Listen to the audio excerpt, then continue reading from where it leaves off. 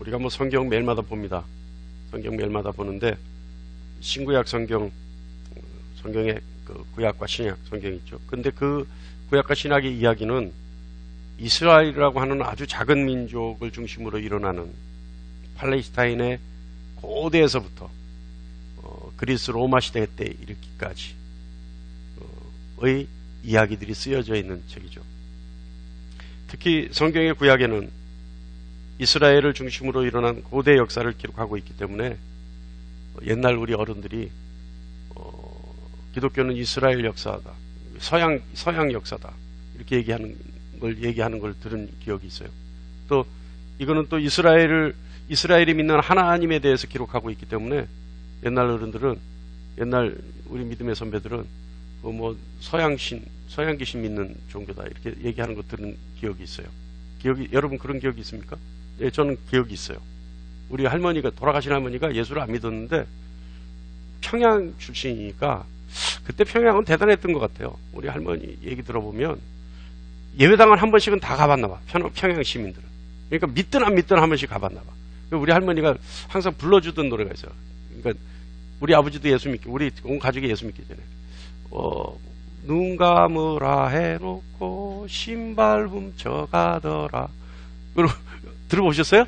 아니, 우리 할머니가 불렀어요. 교회 가면 그런다. 눈 감으라 해놓고 연보 뺏어가더라. 뭐 이런 그런 노래 부르셨어요, 우리 할머니가. 그래서 제가 어렸을 때 들었는데 기억을 해요.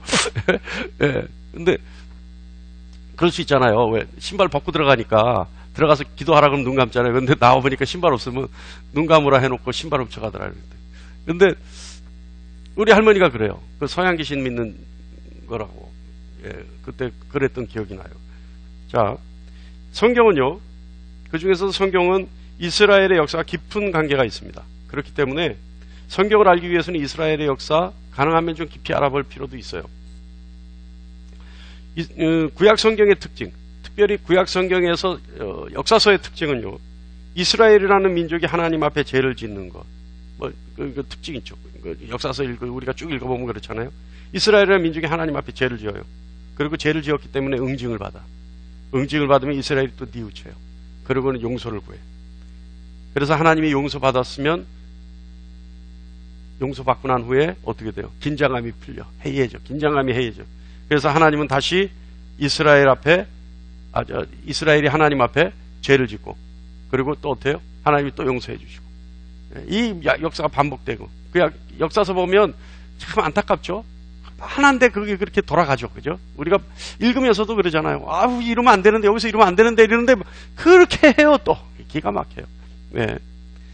하나님이 이스라엘을 통해서요, 온 세상과 우리에게 하나님과 인간, 그리고 죄와 용서, 또 삶과 양심에 대한 표본을 보여주시고, 무지한 우리에게 알게 하시는 겁니다.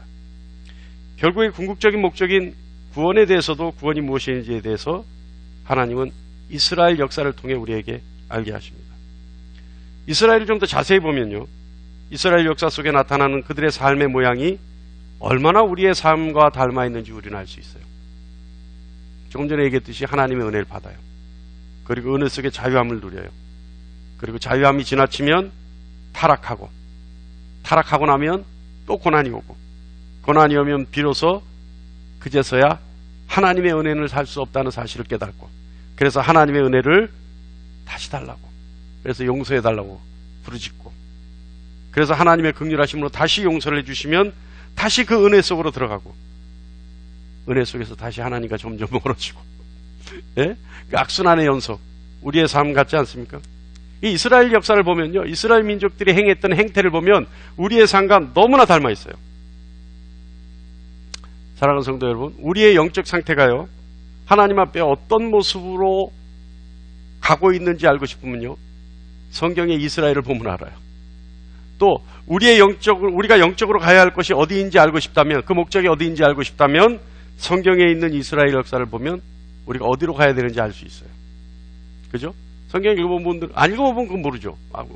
근데 읽어보면, 내가 지금 내 영적 상태가 어디에 있는지, 나는 지금 이스라엘 민족이 행하는 어떤 모습과 비교했을 때 유사한지, 또 나는 지금 어디쯤 가 있는지 충분히 알 수 있습니다. 자, 이스라엘과 우리의 상관관계 한번 볼까요? 가볍게 보겠습니다. 가볍진 않네요. 가볍진 않아요. 자, 첫 번째요. 하나님은 이스라엘에게 율법을 주셨죠. 그럼 우리에게 뭘 주셨어요? 우리에게는 하나님이 양심이라는 율법을 주셨습니다.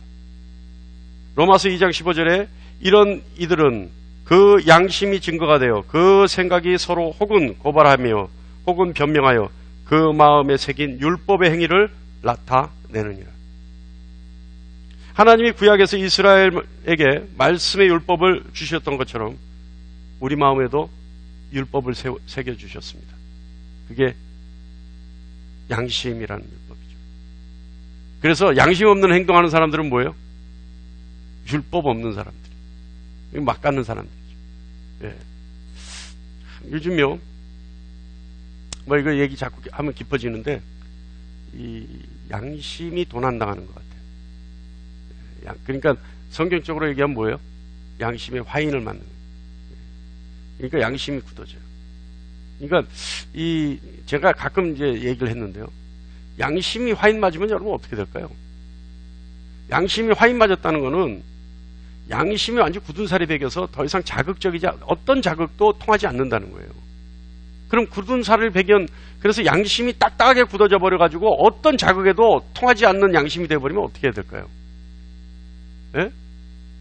아니 그거는 뭐 양심이 없는 결과고 그럼 어떻게 치유를 해야 되냐는 거예요. 방법은 하나밖에 없어요. 성령의 역사로 양심을 뜯어내버려야 돼요.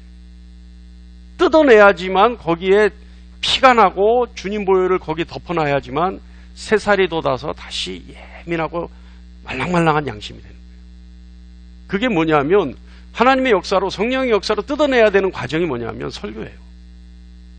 저는 그렇게 봐요. 그래서 설교는 절대 양심을 찌르고 찔림을 통해서 그 화인 맞은 양심들이 떨어져 나가는 고통이 있어야 돼요. 하여간 뭐 그렇습니다. 그렇습니다. 둘째는요, 유대인이 율법을 다 지키지 못했듯이 우리 역시 마음에 있는 양심이라는 율법을 다 지키지 못합니다. 로마서 3장 9절에 그러면 어떠하냐? 우리는 나으냐? 결코 아니라 유대인이나 헬라인이나 다 죄 아래에 있다고 우리가 이미 선언하였느니라. 우리도 지키지 못해요. 이스라엘은 눈에 보이는 율법을 가지고 있었지만 우리는 눈에 보이지 않는 양심이라는 율법을 가지고 있죠. 눈에 보이는 율법은 이스라엘을 지키지 못한 것처럼 우리 역시 양심은 눈에 보이지 않는 율법이기 때문에 더 지키기가 어렵습니다. 그러나 그 율법을 지켰는지 안 지켰는지에 대해서는 자기 자신은 정확하게 알고 있죠. 근데 조금 전에 얘기했듯이 양심에 화인 맞으면요, 자기 자신도 몰라요. 그래서 양심의 가장 해로운 악 같은 존재, 독 같은 존재가 뭔지 아세요? 자기 합리화예요. 자기 합리화와 신념에 사로잡히면요, 절대 양심의 가책을 안 받습니다. 절대 안 받아요. 그리고 자기가 하는 것이 다 맞아요. 목사들도 마찬가지라니까요. 목사들도 맞아요. 이 자기 합리화와 신념에 빠져버리면요, 목사들이 오히려 더 안 지켜요. 그러니까 목사들이 오히려 더 많은 사람들에게 상처를 주죠. 왜냐하면 그 목사들을 따르는 하나님의 자녀들이 있을 거 아니에요. 그 양들이 오히려 상처를 받는 거죠. 세 번째는요, 우리 모두는 마음에 새긴 하나님의 법을 지키지 못하고 있다는 양심의 가책 때문에 늘 하나님에 대한 두려움, 그리고 하나님의 심판에 대한 막연한 두려움을 가지고 살아갑니다. 그래서 우리가 양심의 율법을 지키지 못했기 때문에 우리가 늘 스스로를 어렵게 만들어요. 그래서 제가 항상 얘기하죠.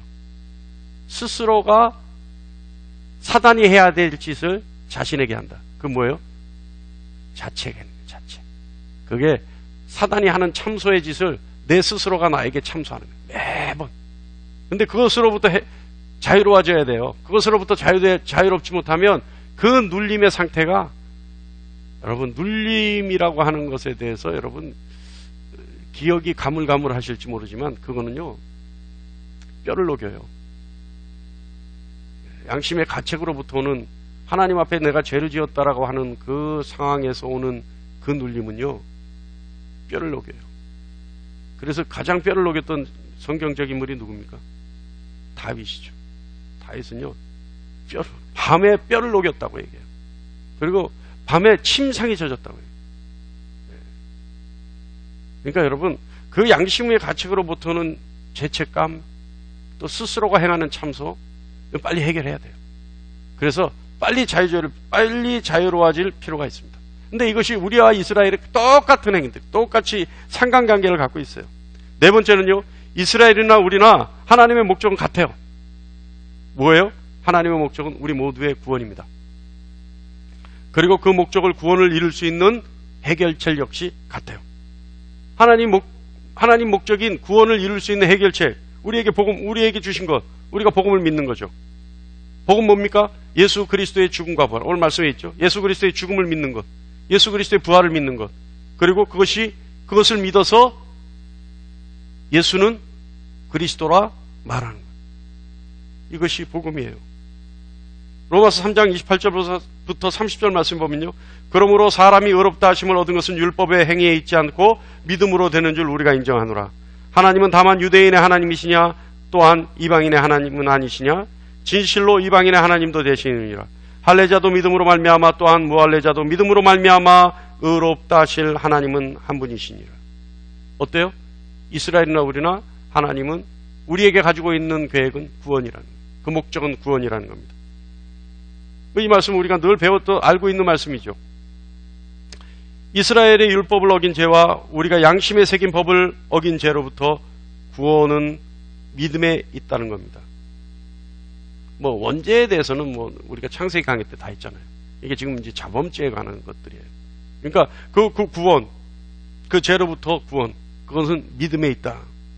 오늘 본문 말씀이요, 10절로 13절 말씀 볼까요? 오늘 본문 말씀은 아니지만 10절로 13절 말씀 보면, 사람이 마음으로 믿어 의에 이르고 입으로 시인하여 구원에 이르느니라. 성경에 이르되 누구든지 그를 믿는 자는 부끄러움을 당하지 아니하리라 하니, 유대인이나 헬라인이나 차별이 없음이라. 한 분이신 주께서 모든 사람의 주가 되사 그를 부르는 모든 사람에게 부여하시도다. 누구든지 주의 이름을 부르는 자는 구원을 받으리라.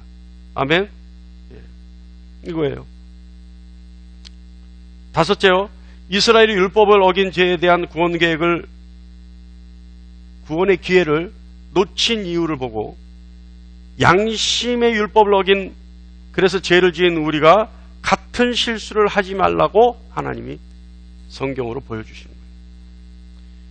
여러분, 창조주 하나님은요, 하나님이 택하신 백성 이스라엘을요 4,000년 동안 다루셨어요. 4,000년이라는 긴 세월을요 전지전능하신 하나님이 이끌어 가신 이유는 그들의 4,000년 동안의 삶의 군상을 보고, 그 많은 사연의 디테일들을 보고, 그 뒤를 따르는 우리가 하나님의 목적을 이루기 위해서 우리들이 배우고 보라고 하나님이 4,000년 동안 이스라엘을 다루신 겁니다. 하나님은 우리를 위해 이스라엘의 역사를 다루신 거죠.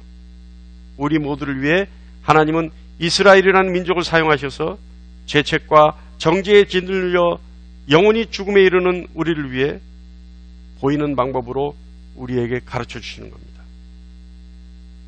이건요, 사실 오늘 본문서부터 로마서 1장 전체에 흐르는 줄거리예요.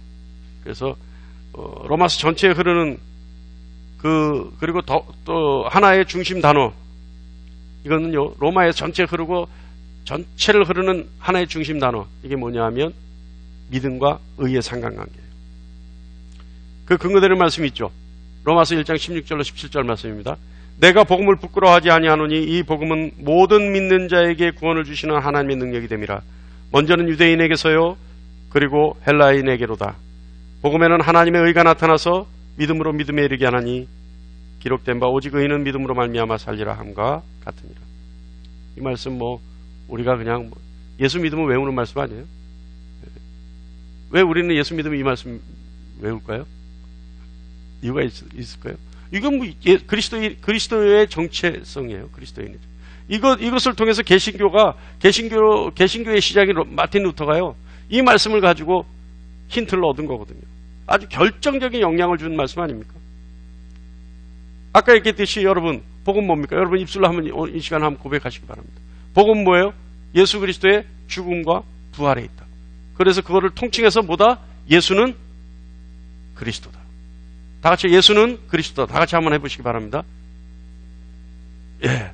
근데 예수는 그리스도다라고 하는 그 말 중에요, 가장 핵심적인 의미는 뭐냐면 예수는 그리스도다라고 하는 것은 예수는 나의 주인이시다. 예수는 나의 주인이다. 물론 예수가 메시아라고 하는 그 의미, 그리스도는 메시아라는 뜻이에요. 그러니까 그 의미 속에 여러 가지 의미가 있습니다만은 예수님은 나의 주인이십니다라고 하는 고백. 그래서 내가 그 주인을 따르겠습니다라고 하는 것. 그래서 그 주인이 가는 것이 생명의 길이기 때문에 그 뒤를 따르겠습니다. 그래서 내가 주인이 주시는 생명을 갖겠습니다.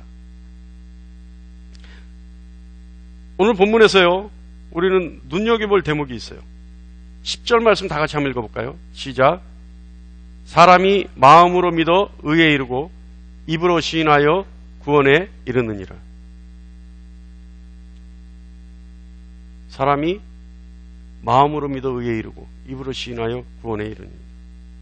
여러분, 마음으로 믿어야 한다는 것, 마음으로 믿어야 한다는 것. 율법의 요구를 주님이 죽기까지 순종하셔서 의를 이루셨다는 것을 믿는 겁니다. 율법의 요구는 뭐였어요? 여러분, 율법의 요구는 뭡니까? 율법이 요구하는 게 뭐예요? 율법을 지키는 거예요. 하나님이 주신 율법을 순종하는 것이 율법의 요구예요. 그러니까 율법의 요구를 주님이 죽기까지 순종하셔서 의를 이루셨다. 이 마음으로 믿어야 하는 것이 이거라는 거예요. 그 다음에 두 번째는요, 하나님이 예수 그리스도를 죽은 자 가운데서 다시 살리신 것을 믿는 거예요. 이것이 마음으로 믿는 내용들입니다. 또 예수 그리스도께서 나의 주인 되신 것을 믿는 것, 조금 전에 얘기했죠?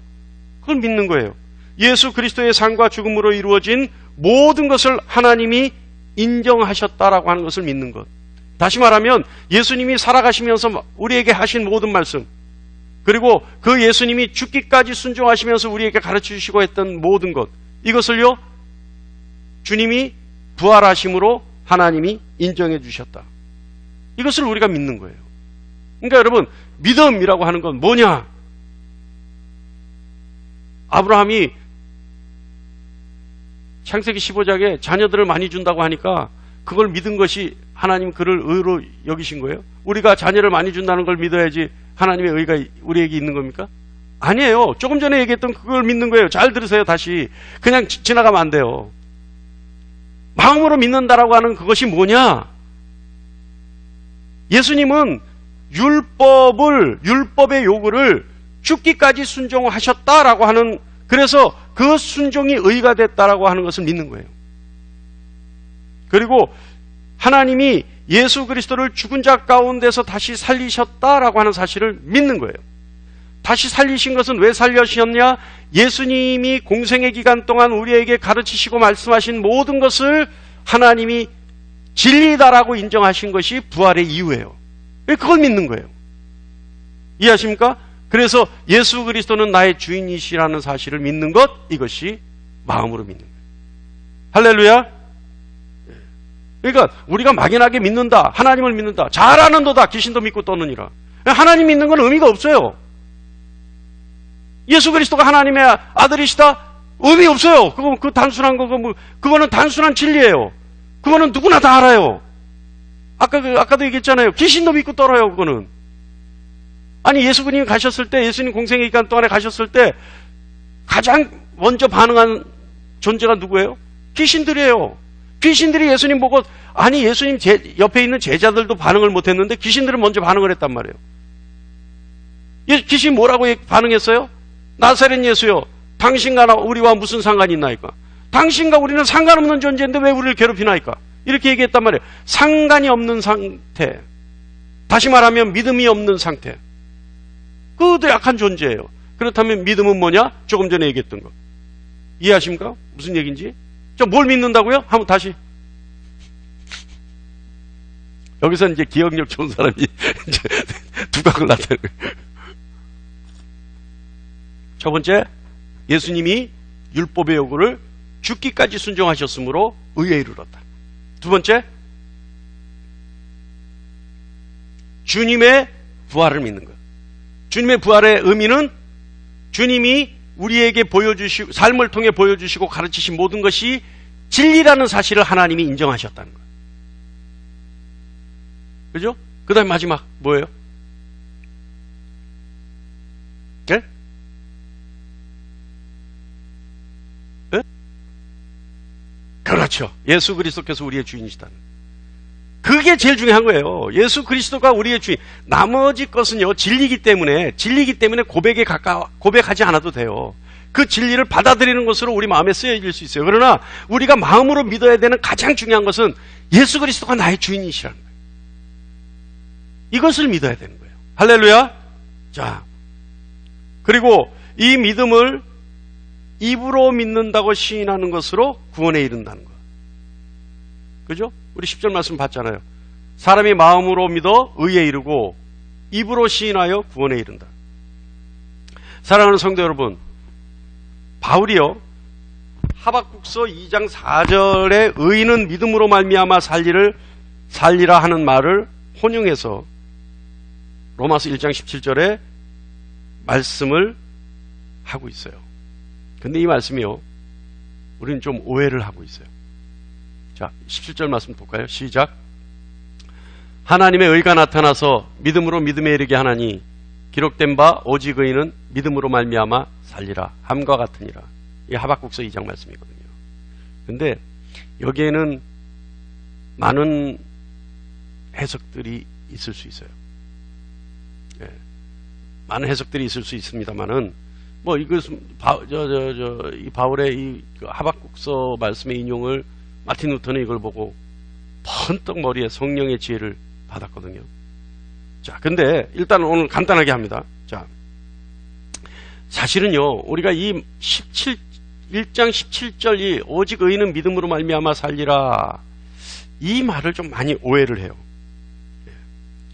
바울은 로마서 1장 17절에 오직 의인은 믿음으로 말미암아 살리라고 고백하지만 다시 한번 10장 10절에서 뭐라 그랬어요? 아까 우리가 읽었던 것, 마음으로 믿어 의에 이르고 입으로 시인하여 구원에 이른다라고 얘기해요. 믿음으로 말미암아 살리라 해놓고 그리고 나서 10장 10절에 마음으로 믿어 의에 이르고 입으로 시인하여 구원에 이른다. 다시 분리시킨단 말이에요. 믿음으로 말미암아 살리라 해놓고 이걸 하나로 얘기해놓고 나중에 10장 10절에서는 두 가지를 분리해요. 마음으로 믿어 의에 이르고 입으로 시인하여 구원에 이른다. 자, 이게 어떤 의미냐?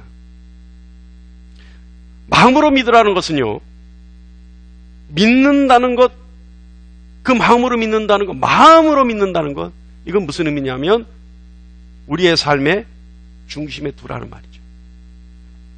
주님이 우리에게 보여주신 모든 것을 삶의 중심에 두라는 말이죠. 아까 우리가 믿음이 뭐냐 이렇게 열거했던 것, 마음의 중심에 두라는 겁니다. 그리고 우리가 입으로 시인한다는 것은 주위 모든 사람들에게 내가 그런 사람이라는 것을 입으로 말하여 각인시키라는 말이에요. 입으로 말하여 각인시켜라. 내가 예수를 믿는 그 믿음, 진리를 내 마음의 중심으로 삼고 있는 사람이라는 사실을 입으로 말해서 각인시켜주라는 거예요. 내 스스로에게도 각인하라는 거예요. 다시 말해 행동으로 옮겨서 주변 사람들에게 알게 하라는 겁니다. 할렐루야. 그것이 마음으로 믿고 입으로 시인하는 거예요. 그럼 무엇을 입으로 시인하느냐? 무엇을 알게 하느냐? 주님이 죽음으로 순종한 율법을 나에게는 양심을 주셨으니 내 양심의 율법을 지키고 있다는 것을 알게 하라는 겁니다. 여러분, 여러분의 양심의 율법 아직도 멀쩡하십니까? 여러분의 양심 안녕하십니까? 할렐루야. 여러분의 양심 안녕하세요? 할렐루야. 안녕하는지 안 하는지 나중에 우리 예배 끝나고 악수하면서 한 번씩 확인해 보시죠. 여러분의 양심. 우리가 노예 갔는데 노예에서 뭐 그건 유명한 말인데 그 목사님이 외국에 있다가 오셔서 아마 잘 모르셨는 것 같아요. 요번에 아시던 것 같아요. 설교 중에 그러더라고요. 요번에 알아서 자기는 깜짝 놀랐다. 한경직 목사님한테 많은 젊은 목사님들이, 한경직 목사님 원로가 되셔서 이제 그 은퇴하시고 나서 원로가 되셔서 돌아가시기 얼마 전에 많은 목사님들이 찾아가서 한경직 목사님께 한마디 덕담을 구했다 그래요. 그랬더니 한경직 목사님이, 여러분 그거 유명한 얘기예요. 아시죠? 무슨 얘기인지? 여러분 예수 잘 믿읍시다. 예수 잘 믿읍시다. 그 얘기예요. 예수 잘 믿읍시다. 참 놀라운 얘기죠. 예수 잘 믿읍시다. 아니, 한경직 목사님이 목사님들한테 한 얘기가 예수 잘 믿읍시다. 네? 그죠? 여러분, 양심이 안녕하십니까? 똑같은 얘기예요. 예수 잘 믿읍시다. 네. 양심이 안녕한 여러분 되시길 간절히 축원합니다. 할렐루야. 네. 양심이 안녕하려니까 또 죄책감에 시달려가지고 또 자책하고 이런 거 아니에요. 네? 네? 양심이 안녕하기 위해서는 어떻게 해야 돼? 늘 주님 보혈로 덮임 받아야 돼. 늘 주님 보혈로 씻김을 받아야 돼. 자, 두 번째,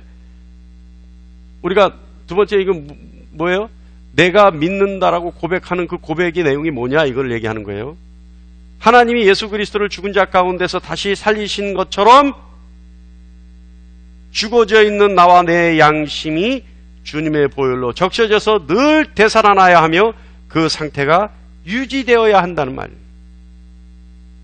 그러니까 입술의 고백이라고 하는 것이 우리의 행위에 의해서 의로움을 받는 것은 아니에요. 믿음으로 의에 이르러요. 근데 여러분, 자, 이게 지금 조금만 얘기할게요. 일부는. 믿음으로 의에 이른다라고 하는 그 믿음은 뭔지 아세요, 여러분? 선물이에요. 그러니까 1장 17절 말씀에 강조되고 있는 말씀은 뭐냐면 믿음으로 의로워진다는 것은 우리에게서는 전혀 없다는 거예요. 하나님이 선물을 주시고 그 선물을 보시고 다시 우리에게 의롭다 인정해 주신다는 것이지, 그것이 어떤 믿음이 우리에게서 생겨나고 믿음이 우리에게서 어떤 조건이 되고 의에 이르는 조건이 되고 딜의 조건이 된다는 얘기가 아니란 얘기예요. 믿음조차도 우리에게는 없어요. 그런데 그 믿음이 하나님이 선물로 주신 그 믿음이 선물로 주셨음에도 불구하고 그 선물을 보시고 다시 우리를 의롭다 인정해 주신다는 거예요. 그 뜻이에요, 그 뜻. 1장 17절은. 그러니까 지금 10장 10절의 이 말씀은 입으로 시인한다는 것은 그럼 뭐냐라는 거예요. 믿음으로 우리가 선물을 받은 사람들이 어떻게 해야 되느냐라는 것. 그것에 대해서 지금 강조하고 있는 말씀이에요. 자, 그러면 세 번째는 예수 그리스도가 나의 주인이다. 아까 우리가 했던 거 다 그 얘기입니다. 똑같은 아까 우리가 뭘 믿는 거냐, 마음으로 믿는 거 했죠? 그 얘기예요. 자, 예수 그리스도가 나의 주인이다. 주인이라는 거는요, 여러분, 여기서 주인이라는 거는 철저한 관계입니다. 주인과 종의 관계, 주인과 종. 종은요, 절대 주인의 말에 거슬리면 안 돼요. 주인의 말을 한번 거슬리면 어떻게 돼요? 멍석마리로 맞아 죽든지 팔려가야 돼. 그죠? 주인은 내 말을 안 듣는 종은 이미 필요 없어요. 갖다 팔아버리든지 죽여버려요. 예수는 나의 주인이시다라고 하는 것은 주인이 가르쳐주는 모든 것을 따르고 실천하겠다는 거예요. 이게 제일 중요해요. 어디까지? 죽기까지. 이게 무슨? 저 기독교가 어려운 게 이거예요. 말은 여기서 죽기까지 다 얘기해놓고 죽기까지 가자 그러면 가요? 안 가요? 문 앞에도 안 나갈 거예요. 그러니까 이 죽기까지. 그런데요, 여러분 이걸 알아야 돼. 이 기독교의 신비라는 게 이거예요. 죽기까지 순종은요, 내가 하는 거 아니에요. 나는 그냥 따라가는 거예요. 따라가면 죽기까지 순종하는 거는 성령님의 역사에 의해서 할 수 있어요. 그래서 스데반이 그렇게 순교하는 거예요. 그 순간에 스데반이 순교할 때 스데반이 내가 죽기까지 순교해야지 하고 죽은 거 아니에요. 그는 뭘 했어요? 이미 그의 영혼은 주님 품에 안겨 있었단 말이에요. 죽기 전에. 돌로 맞으면서 그는 뭘 봤어요? 주님의 영광을 보고 고백해요. 그리고 주님의 영광을 보면서 고백하면서 이 사람은 벌써 이탈됐다. 유체 이탈이라 그러잖아요. 된 증거가 뭐예요? 돌 던지는 사람들에게 용서를 구하잖아요. 하나님 저들을 용서하십시오라고 얘기하잖아요. 할렐루야. 그러니까 죽기까지 순종이라는 것은 우리는 어렵게 생각하지만 사실은 어려운 것이 아니라 주님 따라가기만 하면 돼요. 그러면 그 따라가는 길에 성령은 역사하셔서 우리에게 은혜 주시고 감동 주시고 우리에게 소명을 주셔서 결국은 주님의 십자가에 달릴 수 있는 역사를 이루어내시는 거예요. 그러니까 우리가 하는 건 사실은 아무것도 없어요. 우리는 따라가려고 하는 의지만 있으면 돼요. 의지 있을 때 주님이 거기에 기름을 확 부으신단 말이에요. 그러니까 성령의 역사에 우리 따라가는 거죠. 할렐루야. 네 번째는요, 예수 그리스도의 삶과 죽음으로 이루어진 모든 것 하나님이 인정하셨다. 아까 우리가 믿어야 되는 거, 마음으로 믿어야 되는 것들 얘기하는 겁니다. 자, 우리의 삶이 하나님의 자녀로서의 삶으로 하나님께 인정받으라는 얘기예요. 우리의 삶이 하나님의 자녀로서의 삶으로 인정받으라. 하나님께. 하나님의 자녀로서의 삶은 뭡니까? 가장 쉽게는 내 양심대로 사는 거예요. 주님 보혈로 덮임받은 내 양심대로 사는 거예요. 좀 어렵게는 어때요? 주님 사신대로 사는 거예요. 주님 사신대로. 그래서 우리가 성경 알아야 되는 거예요. 주님 어떻게 사셨는지, 주님이 가르치신 것이 무엇인지 우리가 알기 위해서 성경 보는 거예요. 그래서 그대로 살아가는 겁니다. 이것을 분명히 실천하라는 말씀입니다. 바울은요, 놀라운 고백을 합니다. 요엘서 2장 32절에 누구든지 여호와의 이름을 부르는 자는 구원을 얻으리라. 그죠? 누구든지 여호와의 이름을 부르는 자는 구원을 얻으리라. 이 말씀에 예수를 대입시켜서 우리가 한번 하죠. 바울은 그대로 얘기해요. 10장 13절에 누구든지 주의 이름을 부르는 자는 구원을 받으리라. 요엘서 2장 32절 말씀에 대입을 그대로 따와서, 그 공식을 따와서 대입을 시키는데 누구를 대입시켜요? 주의 이름을 부르는 자는 구원을 받으리라. 누구든지 여호와의 이름을 부르는 자는 구원을 얻으리라. 이 말씀에 바울은요, 누구든지 주의 이름을 부르는 자는 구원을 받으리라. 이 고백은 무엇을 말하는 거예요? 예수님이 하나님이라고 하는 고백을 하는 거예요. 예수님은 하나님이라는 고백이 믿음의 마지막 고백이에요. 사랑하는 성도 여러분, 하나님이신 예수님이 죽기까지 보여주신 하나님 앞에서의 값진 순종을 어찌 우리는 단순한 고백으로 내 것으로 만들 수 있겠어요? 그거는 오히려 불손이죠. 그건 하나님을 기만하는 행위입니다.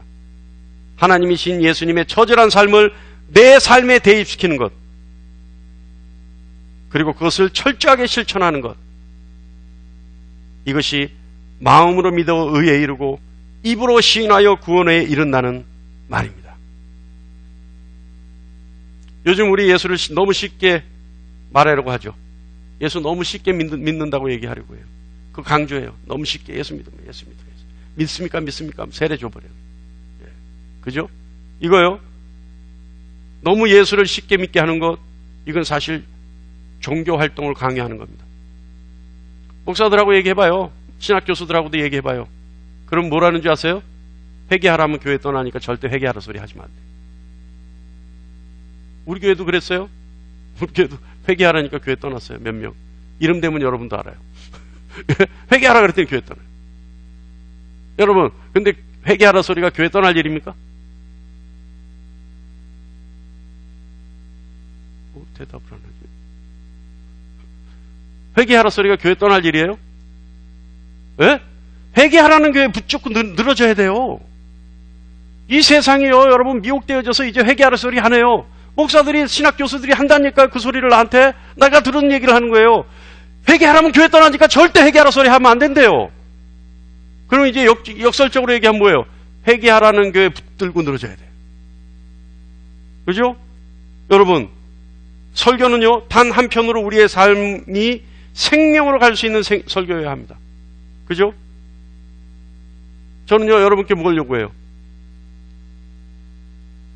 목숨을 바치는 예배, 생명을 바치는 예배를 하라. 그 뜻이 무슨 뜻인지 아시죠? 모르세요? 아니에요. 다 아실 거예요. 제가 예배를 목숨 걸고 예배를 드려라. 그건 무슨 뜻이냐 하면 내 인생의 마지막이라고 하는, 내 인생의 마지막 예배라고 하는 생각으로 예배에 참석하라. 그 얘기예요. 여러분, 생명을 바치는 예배, 내 인생의 마지막이라고 생각하는 예배. 우리가 이런 예배 없이, 우리가 회개하는 마음 없이 어떻게 주를 그리스도라 인정할 수 있겠습니까? 예수를 믿는 것은 여러분 종교 활동이 아니에요. 예수를 믿는다는 것은 삶과 죽음의 갈림길에서 어느 길을 택하느냐? 기로에 서서 예수를 믿겠다, 버리겠다 하는 거예요. 여러분, 뭐로 가도 서울만 가면 됩니까? 방법이 어찌됐든 결과만 좋으면 됩니까? 방법이 좋지 않은데 결과가 좋을 수 있을까요?